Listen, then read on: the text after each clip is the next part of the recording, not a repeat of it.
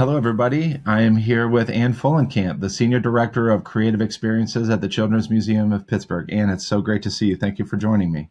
Absolutely. It's good to see you too, Mark. Anne, would you take a minute and give everybody your potted biography here? You've worn many hats. What has your journey been to this point in your career, specifically as a design leader at the Children's Museum of Pittsburgh? Sure. Happy to tell my story. It's very accidental. So I started my career intending to be a practicing architect. I have a bachelor's in fine arts from the Maryland Institute College of Art with the intent of going on and studying architecture, which I did. I went on to get my master's in architecture from Morgan State University in Baltimore. And then, even before then, I was always working. I was working in interior design firms, architecture firms, had a singular focus on the architecture world as my career. I was working really kind of getting to be a specialist in institutional housing. We did a lot of senior housing, apartments. I got to do a lot of fun market rate, adaptive reuse kind of things when I started my career in Baltimore and then moved to Pittsburgh. Yeah, so it was a pretty traditional path. And then one day I was in my office in Pittsburgh.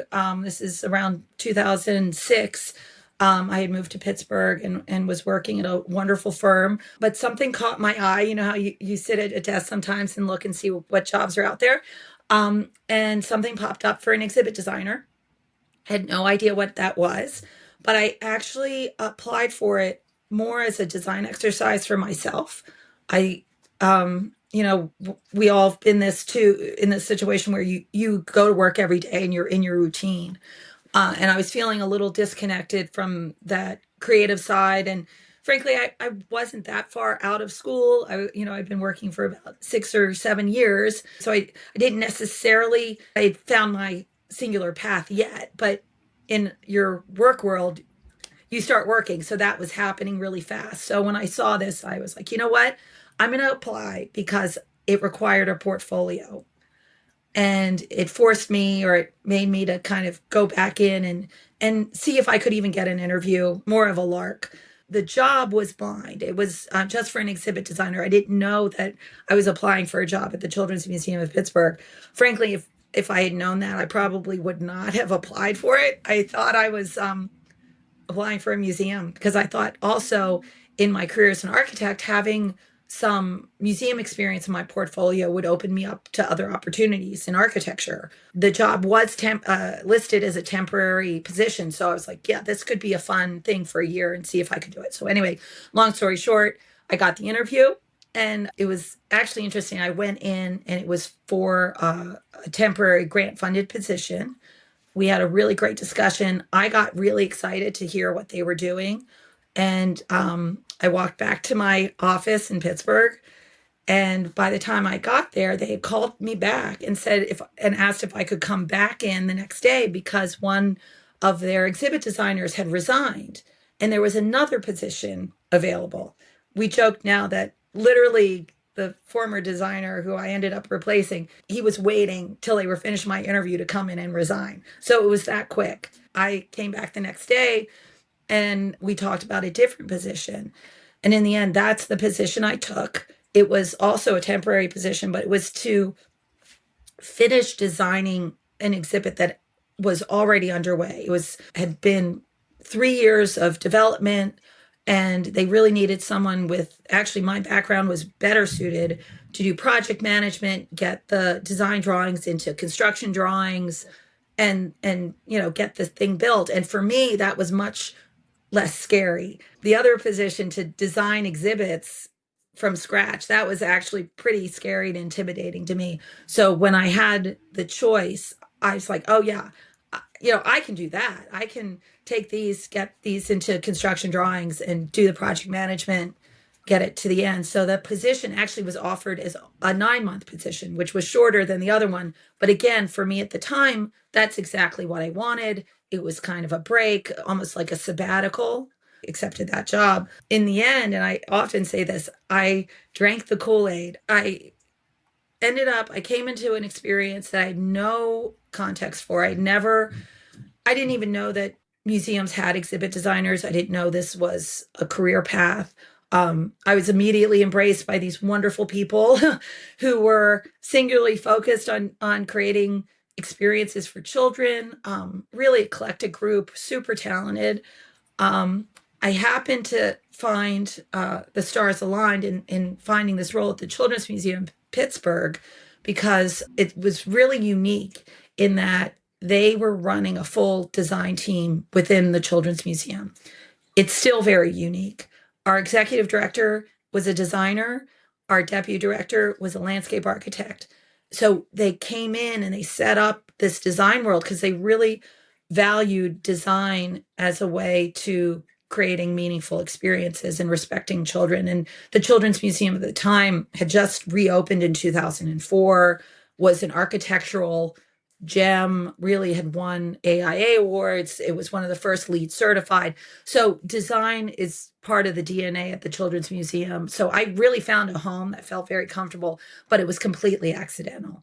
Remarkable. And I have to say that I'm very proud to have spent many, many hours at the Children's Museum with my own children in Pittsburgh. And it is a spectacular place for sure. Well, thank you for giving me a little bit of your background. Now, as it pertains to our conversation today, you've also found yourself as a partner or consultant for many very interesting and innovative school districts, as far as I know, in the greater Pittsburgh region, but potentially beyond, that have really stepped outside the box and brought in some of the philosophical and some of the ideation that takes place at the Children's Museum into their own school modernization programs. Can you share a little bit about how you found yourself in those conversations and working on those types of projects? And it's notably, many of these are very highly regarded architecturally, but also educationally. Can you talk a little bit about how you found yourself doing that type of work? Sure. Well, it's kind of that continuation because the Children's Museum, my temporary job got extended, and eventually I started working there.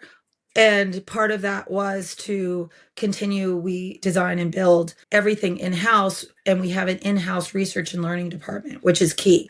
So, our museum, we consider it, and it is a laboratory where in this constant R&D where we're designing, prototyping, putting things out on the floor, presenting them, and then starting that process over and over again.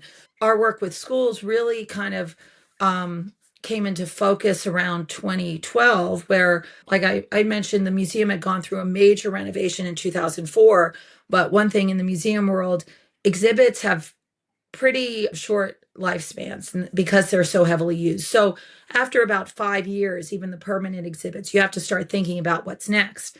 So around 2011, our team was focusing in on this phenomenon called maker and what that was. Maker fairs had started to pop up in San Francisco, and that kind of trend or this new idea of maker and maker fairs was popping up. So we were exploring that. And then we had also already been doing that in we called it a workshop where had real tools, materials out for kids. And our focus was on a design philosophy it still is called play with real stuff.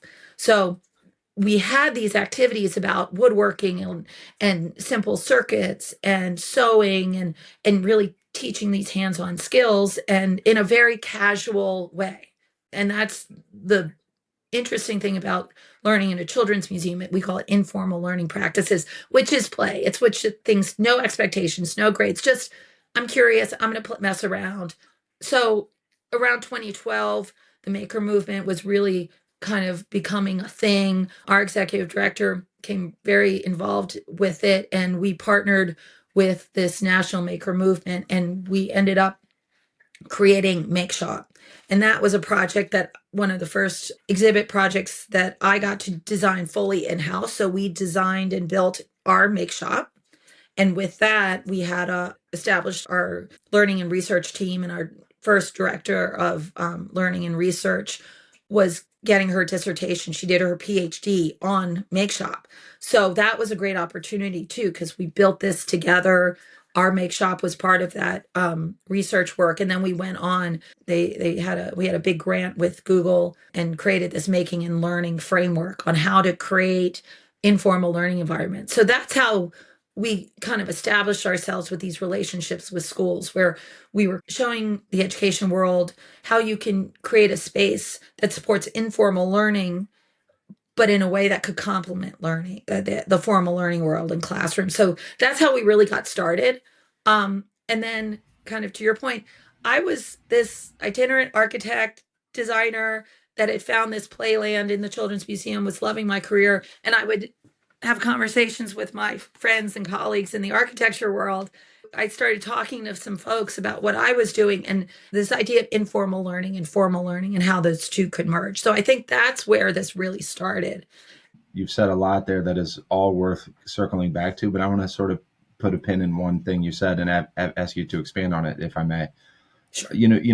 We do hear regularly this idea that design supports pedagogy, right? But I actually think that you've done something where, in some senses, you've flipped that, right? To where you've actually shown that design can be, it doesn't just support, it can actually be a catalyst, right? It can transform. I'm wondering if you could just talk a little bit about that piece right there. How can space and design actually not just support existing pedagogy, but actually create a new terrain for kids to explore and teachers to explore? Yeah, absolutely. I always say this. I'm a completely different designer, having worked at the Children's Museum, more because I can never get away from my client. Either, the museum, my boss is our client, but also the kids, the visitors are our clients every day. So good or bad, there's no hiding, running away from my mistakes. Or on the other hand, too, constantly I can also always fix things. I see how things are being used in real life. The museum educators, the staff, myself, my team, the visitors. It's like, okay, can we replace this? So I've had this opportunity to be in this laboratory setting constantly, You're all the like the time. So architect who has to live in the school they design. yes, literally, good and bad. But having said that, that's one of the things that I've really learned. It's opened my eyes to really understand, and it's made me a much more humble designer too. That sometimes I think that's one of my biggest takeaway is to make sure that the architecture, the FF&E, the furniture, fixtures, and equipment don't become a barrier to what the people in the space want to do in the moment. And I think that's from this idea of informal learning practices. And I think in schools it applies probably most directly is this idea of flexibility and responsive design. It's something, those terms are now kind of becoming common, which is exciting. But if we think about schools and what a traditional classroom is, where you had the rows of desks and you had the teacher's desk and you had the chalkboard, and everything is fixed, and that you're not supposed to mess around or move anything. Or if a teacher or somebody wanted to make a change, they have to call facilities, put in a work order. It becomes this whole process that in the moment, if a teacher and a student, something comes up, somebody asks a question, oh, that's interesting. You have 5 minutes at most. You're in the moment. You don't have time. It's like if the school base doesn't serve what's happening in the moment, you move on and you forget, and the bell rings and it's over. So that's where in a museum, the big piece that kind of has the from the design converge is that we are a museum, and people come and they pay. So there's expected value, and you want to see and be able to do things you can't do anywhere else, you can't do at home. And as a museum designer, we have a responsibility to curate and create a beautiful looking space. And the other thing too is when you come in to a space, whether it's our make shop or another exhibit, you're on your own. And at a children's museum, there's so many factors. There isn't a docent who's necessarily there might be a museum educator, but that experience, you're very independent in how you're going to approach or enter an exhibit and experience it for the first time. So when we were designing make shop, a lot of the decisions were about how the furniture, the materials, the look and feel can convey what you're supposed to do. So that's where, when we were deciding what kind of flooring, what to put on the walls, we wanted to create that feeling of a workshop, that feeling of like, I can come in here, that good balance between mess and organization to make it feel accessible, but also to tell the story of what you're supposed to do here. And I think those are some of the elements that we're trying to bring into the school environment to give some more autonomy to the children and the teachers. So the design of the exhibit space is really about telling the story of what you can do here, the possibilities, the opportunities, the aspirational, and it needs, and a museum experience really needs to be inspiring. And so in our make shop, for example, we have projects everywhere. We have the tools, we have the materials just out to not only tell people what this space is about, what you're going to do here, but maybe inspire you to do something, because there'll be a museum educator will have activities planned, but you're not coming in with a teacher giving you the lesson. We want to encourage that independent exploration and really, inspire people to want to learn to how to sew, or what are these circuit blocks. So that kind of spirit is what, when we work with schools now, we try to capture that spirit, and have, how can a classroom be that inspiring. And I know one of the things that we would observe, and in casual conversations with my architecture friends, when I would talk about what we were doing in the Children's Museum compared to what was happening in the school environment, and what we were hearing from teachers, is that, a school bus comes up for a field trip to the Children's Museum, and it's like you can literally see the bus shaking with excitement. The kids cannot wait. They can't wait to get off the bus, come into the museum on a field trip. They don't necessarily react that way when the school bus pulls up to school in the morning. So why are kids so excited to come into the museum, where in a space like Make Shop, for example, or even some of our other interactive spaces, they might be exploring and learning the same lessons, because the teachers come with learning goals and work with our museum educators, and the field trips are very focused and very content rich. But why are kids so excited to learn about math and circuitry or whatever they're learning about at the Children's Museum, and they don't have that same enthusiasm when they go into the classroom every day? And part of that is the setting, that freedom, that independence, that free exploration.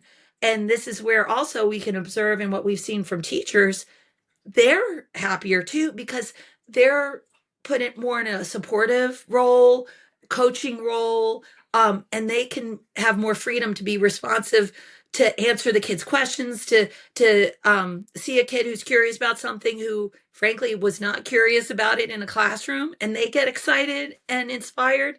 So I think that's the overall spirit, how we can capture the enthusiasm, the joy of being in a museum, and bring some of that into the daily life of a school. So much there to circle back to, but I want to take an off ramp into sort of where you just left off. I think every great designer and every great design firm and every school district who's really approaching the process of modernization or new construction the right way, they are getting input from various constituencies, right? And sometimes even students, right? But I think at the core of your approach is the centering of student experiences and young people as learners. I'm wondering if you could just expand a little bit upon how you bring student voice and young people as learners, their voices into the design process with your school clients specifically. Yeah. So one of the things we've been able to do, we have so lucky, I work with such talented people, but through our research and learning team, we've really developed an interesting process where we can go into schools, work with students, and really have them be co-designers and do design charrettes, but with the students as the main participants. I know as designers, we've all done design charrettes, and we bring in all the stakeholders and we do that, but we'll do this with an entire third grade with 100 kids, or we'll do it with a classroom, but where we put the kids through the whole iterative design process, but not in an abstract way or a pretend way. We're giving them the real design challenge. This is your classroom. What are the things that you want to be able to do? And frankly, and this is one of the reasons that I think I've been able to be successful at the Children's Museum, is I didn't have any early childhood experience coming in to working at the Children's Museum, because at the end of the day, children are people. And for the design process, it's new information for a lot of people. And children are humans and we have the same design aesthetics and needs as human beings. We want comfort. The principles of good design apply to all humans. And I think that idea, that sense of belonging, that this is their space, that they have agency is really key. And bringing them into the design process early and letting them know that the adults in their life are doing this for them and care about them makes a big difference. But it's this sense of respect and agency. So what we do is we have many ways we do this, but it's they come in, they can draw, they can use objects. Depending on the specifics of the school, it might be a very specific, like you're getting this new playground, you're getting this new classroom. What do you want in it? We work with the teachers in the schools pretty closely to set up the design challenge for each school. But at the end of the day, it's really about the students using all kinds of ways to communicate what they need in their school, what they need for them personally. I think that's another big factor is letting the students know that it really is about their personal learning experience too, and having that free choice. I think that's one of the biggest differences, that they really have choice. And a big factor that we go into all of the design shreds, even when we're working with the adult stakeholders, we start with how it's going to look and feel. How does your school day look and feel, rather than how many seats do you need? It was all about the experience and what are you going to do and what do you want to do? And I think if that's where we center it, it's, this is a place where, we all, the teachers and the students, they spend a big part of their day and their lives. So, when you come into the space, what do you have to do? What do you want to do? And how do you feel when you're there? I love how you just described the moment of framing where you talk about what do you do and what do you want to be able to do. I think this is the greatest designers that I've been fortunate enough to be around shine a light into what's possible, Right. and I think it's hard to do within institutional education. It's very difficult. The realities of school life and district life, the dynamics, there are real challenges institutionally. And so, the existence and the proximity to great designers, I think, is such an important part of the guiding process. I actually digging a little bit deeper onto that. I mean, sometimes there is a large disconnect between, you know, the language, the perspective, the vision of the design firm or the designers who are sort of helping guide the district and the actual practical realities on the ground. What are some of the trade-offs or tensions or challenges that you've navigated with your clients, whether it's budgetary, whether it's personnel, whether it's programmatic, whether there are other contextual factors that create hurdles? What are some of the things that you've learned or experienced in those situations? Yeah, I think, that's an excellent point. I think the first barrier that I experience when working with a district who's not familiar with us, it's they hear that a museum, they hear that somebody's bringing in a museum to design the school. They immediately think that it's going to be hugely expensive. Oh, we can't afford that. So that's the first thing that I try to dispel. It's that I'm actually trying to do the opposite. Yes, we're a museum, but we're a nonprofit children's museum. We are not the Met. Like art museums, we are poor. We are living the life of the teacher in the classroom. We understand budgets. We or repurpose things, so that's the first piece that I try to set a level set, is that, and that goes to, when I was talking before about being my own client, I'm also my facilities team, and the operations and the day-to-day care of the facility is also on our plate too. So I see that. So that's the first thing that I think we try to do is, if anything, from our perspective at the Children's Museum in Pittsburgh, we're trying to show how you can save money, or my favorite phrase is get the most bang for your buck. Take the money you have and put it where it makes the most sense. Because there's some things when you're dealing with children that are going to have to be replaced regularly.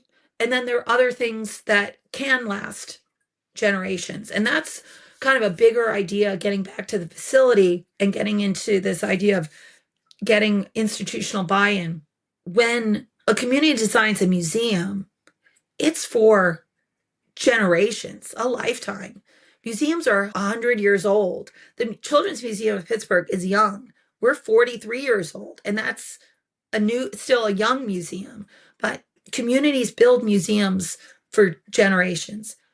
Schools are no longer built that way. And that is becoming a problem in the country because it's unsustainable if schools need to be updated every, if they're getting outmoded. It's a huge burden on communities. But how we can think about the school building lasting 50, like what we're doing today, but what is it going to be in 20 years, in 30 years, in 50 years? And can we build, especially if it's a new build, can we build in a system so that every semester it can be updated, every year it can be updated, every 5 years, every 10 years, every 20 years, and think more in a facilities management way like a museum does. So that's the big factor, and that gets into budget. So that's usually the first barrier is budget. You just actually astonished me by saying that the Children's Museum of Pittsburgh is 43 years old. Yet I've been in there fairly recently. It's vibrant, it's alive, it's obviously modern. It's very much an ecosystem for exploration. But if you go into a school building, most places that's 43 years old, you're very unlikely to describe it in those terms. So I just Right. think like, job well done in, for that organization to really keep students, evolution, exploration, iteration at the center of like the institutional culture. I do think it's worth, celebrating that for a moment, as you were saying. Well, but thank you. And that goes to the core of some of our design consulting work. It's how you can build this so it can function more like a museum, in that we have galleries that have to change out frequently. Some spaces change out daily, like our make shop and art studio. That's very responsive. That functions more like a classroom where there are different things happening every day. But then there are art exhibitions that are up for a month, 3 months, a year. Then there are exhibits, are permanent exhibits that are 10 years old. But how, frankly, as a business, how we can entice people and make it feel fresh every time they come. So that's how we think about the facility walls and the furniture and all the stuff in there. So that the designer in my role, in my team's role, we're not going to be in an exhibit necessarily every day changing things around, but how we could work with our museum educators and our floor staff so they can make small changes, do programs, do things so it feels fresh, work with our art curators so they can change out the artwork and kind of build that layered system so that someone in my role, I'm working on some capital projects that the visitors will see in 2 and 3 years. But then on any given day, our studio arts manager has transformed the art studio so it feels completely different than it did last weekend. So that kind of thinking from a facilities management point of view is what we try to bring in the consulting role. And sometimes it's classroom by classroom. When we do get to work on a capital project and are brought in, that's kind of the advice. We want to work in tandem as part of a team with the architects, with the interior designers, with the furniture reps. I'm kind of like I'm the reality check, the dream crusher, because the other piece of it is I can say, oh, you know what? In a year, that whiteboard, I don't think anyone's on the whiteboard will fault me on this. The whiteboard will need to be replaced. It's really hard to get those blue shadow lines off.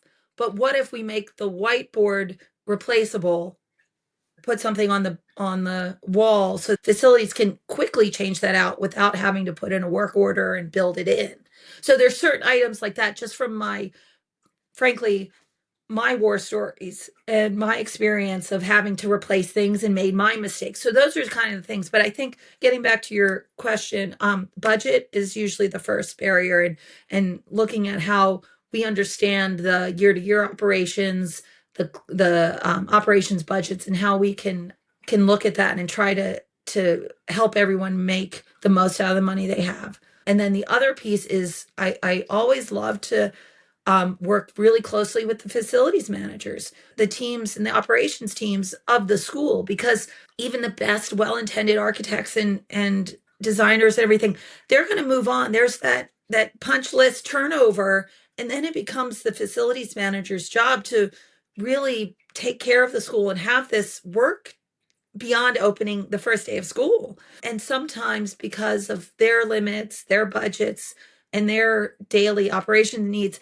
they'll make different design decisions that work for them. So that's the other piece, is if we can get buy-in and cooperation from the operations team, really understand what they're dealing with and build that in to the whole model of the school, and that make them feel, because they are a huge part of the school life and making the design work, if they can be a part of it. So even if it's something as simple as what kind of flooring they like, the corners, how they're going to deal with corners, that's always a big issue, the walls, all of that kind of stuff.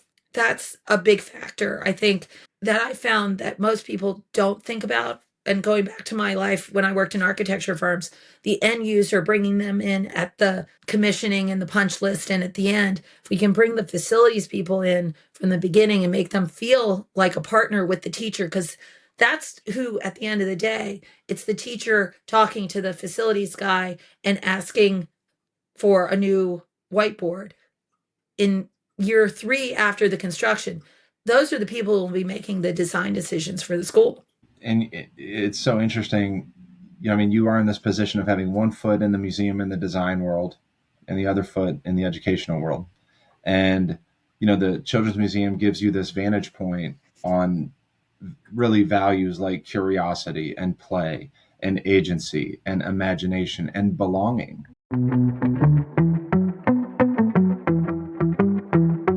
When we work with schools at K 12, it's not just about furniture or design, it's about impact. Our radically student centered approach puts students at the center of every decision.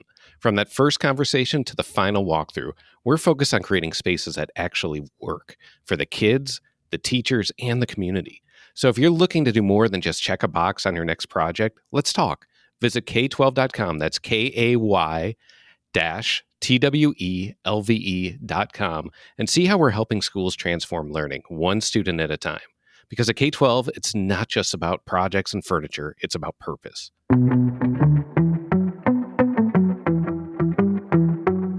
When you look out on education as a space of practice, do you think the trend lines are moving in the right direction with respect to those types of values? I mean, do you think that more educational schools or districts or educational entities are really taking on those values? I mean, do you feel like the future is bright with respect to values alignment? I do. I do think also, there's this focus on an understanding that not all students are the same, that everyone has different learning styles.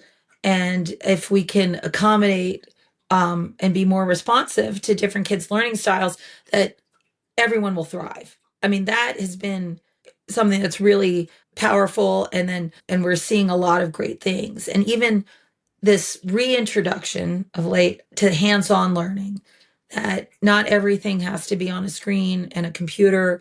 That one thing that, we talk about maker and the maker movement as being this innovative new thing, but in all candor, anyone over a certain age remembers shop class, home ec.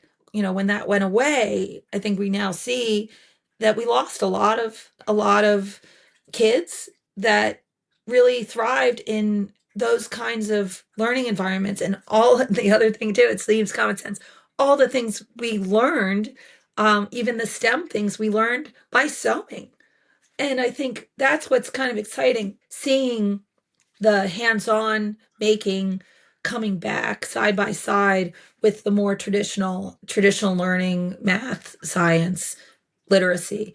I see there's a lot of stress now because everyone is doing such a great job understanding the different learning styles. I think teachers are feeling very stressed to have so many personalized learning, and or feeling just stretched thin, having to do too much for too many students in a highly specialized way. and not feeling like they have the capacity to do that.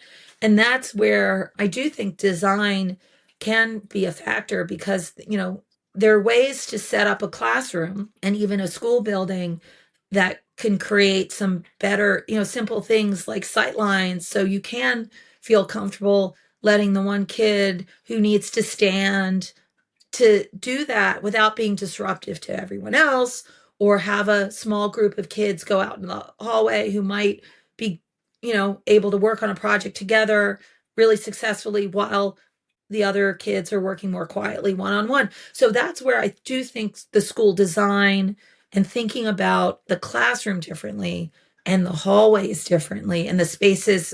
One thing I like to say, it's the spaces in between the classrooms are also places for curiosity, learning. And for schools, it's a big footprint. You're paying to heat the hallways, and all the places in between the formal learning spaces are also part of the school that the school's investing in and paying for. Why not use those spaces too? And the kids can do that. And if you can kind of start thinking about, you said ecosystem, but think about the whole building as part of your learning day, that could relieve some of the tension and the stress on the teachers. And that's the other big factor when we think about school more designed more like a museum. In a museum, we use every inch to tell our story. Every wall gets a piece of art at the Children's Museum. The floors are considered as part of our wayfinding experiences, signage, direction, because our visitors come in on their own. So we have to provide all these cues, and we use every inch, lighting in the ceilings, all of it. So I think that's a big part of, reimagining this idea of a new learning style, being more inclusive, the feeling of belonging, letting kids kind of do what they need to do in a given day, in a moment, so they can still stay within the school day, into the routine. Everyone can thrive, and really take some of that pressure off of the teachers, to feel like they have too much to do. I think that's part of the still an ongoing challenge. You've worked with many schools, many educational leaders. I mean, these are passionate, committed people, right? And at varying degrees of district leadership or school leadership. What is something that you reliably see people getting wrong about how kids experience space and how kids learn?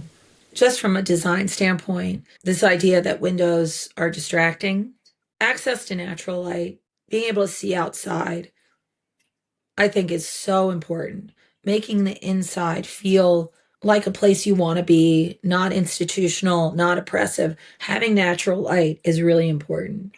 Artificial lighting has gotten so much better. I mean, we're so far beyond the fluorescence and that kind of flickering lighting, but lighting is a huge factor. And I think it's allowing for dimness and change of light, and that going back to nature and how light changes throughout the day as the sun moves and as clouds come and go, and having that change um, inside should reflect that too, because that's how our bodies function. We're used to following the sun and seasons changing. And so our brains and our biology is tuned in to understand that. And I think that's a big factor when you're in a building and the lighting is the same and flat all day, year round. But that's kind of cool too, as designers, because LED lights are so affordable now and the technology of lighting has gotten so sophisticated and the prices have come down. I think that's a huge opportunity to do really remarkable things that will serve the comfort and learning. So that's one factor. And I think the other is this, getting back to the senses, surfaces, all hard surfaces. I get the durability of that, but when everything is tile, that creates one note.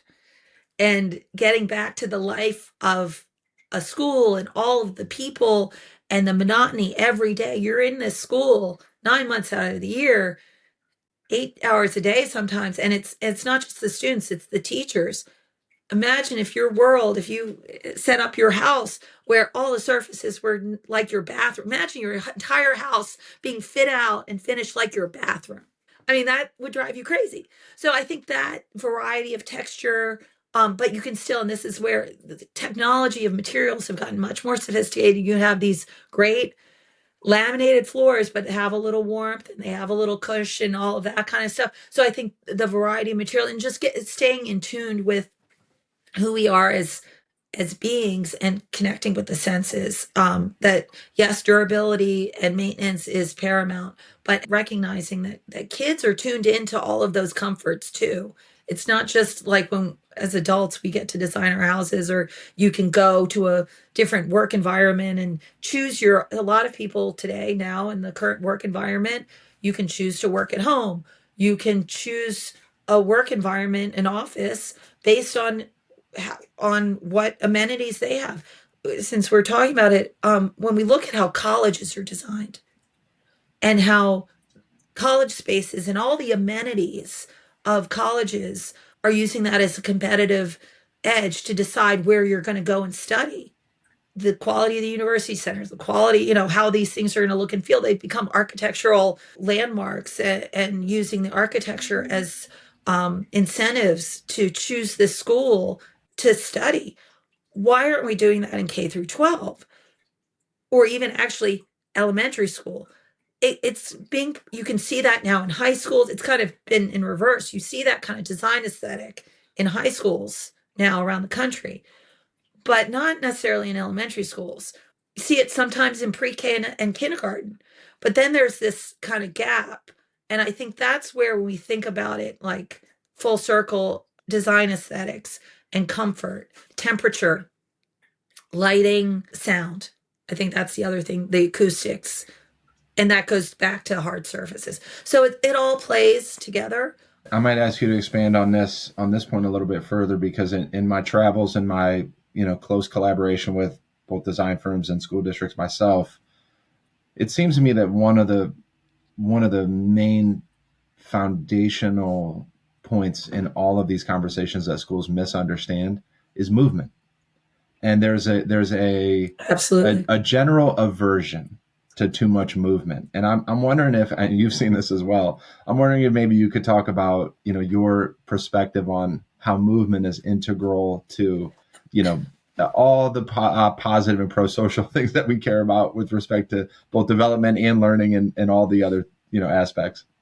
Yeah, no, that's an excellent point.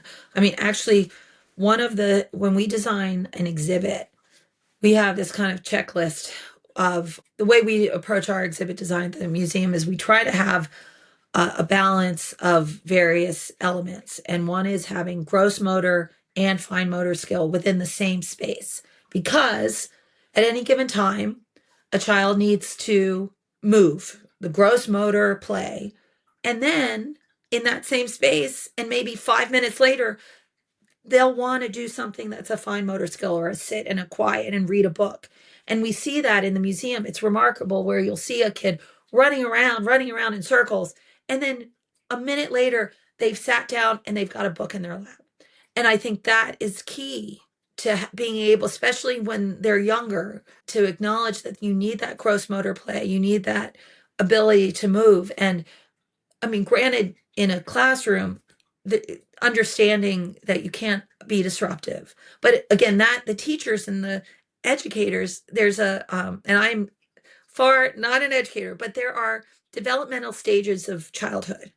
And as you get older, you're better able to regulate and balance the gross motor, fine motor, and your impulse control. But certainly, the younger the kids, the impulse control and the needing to get up and get the wiggles out and having that balance. But it continues through life, like adults. Again, it's physiology. Yeah, physiology. Thinking back to ourselves when we're sitting stuck on Zoom calls for 6 hours.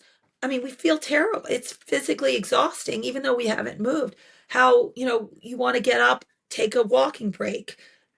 Children are the same way. So that's where thinking about the spaces in between, what that hallway experience can be in a positive way, having sitting and standing chairs, things like that, but also thinking about recess in a way, how the building inside can be used for recess. I know we've had a lot of fun at our museum. We have something we call the limb bender, which is an ant farm looking thing. That's a wall. So basically, it's this series of platforms that is a wall that is our a grand on our grand stair. It's the wall for the grand stair, but it's only 2 feet wide, but it's a 20-foot tall vertical climbing structure. It takes up no space.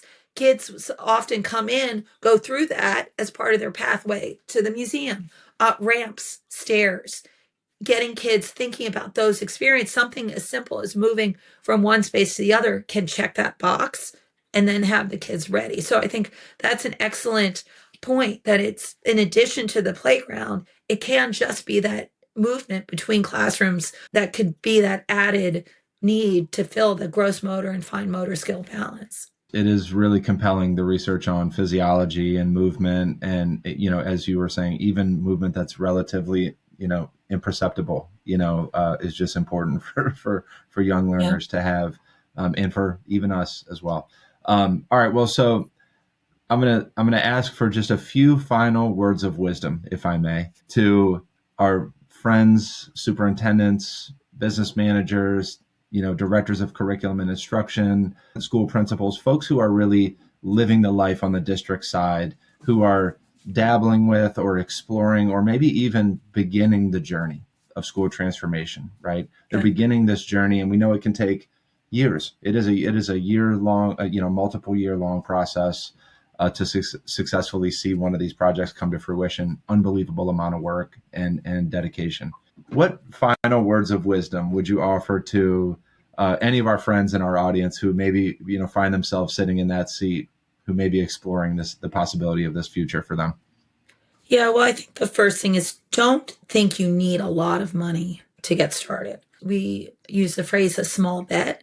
Everything we've done at the museum that's turned out to be really successful has started out with a small experiment, an idea, a tabletop idea, rearranging the furniture.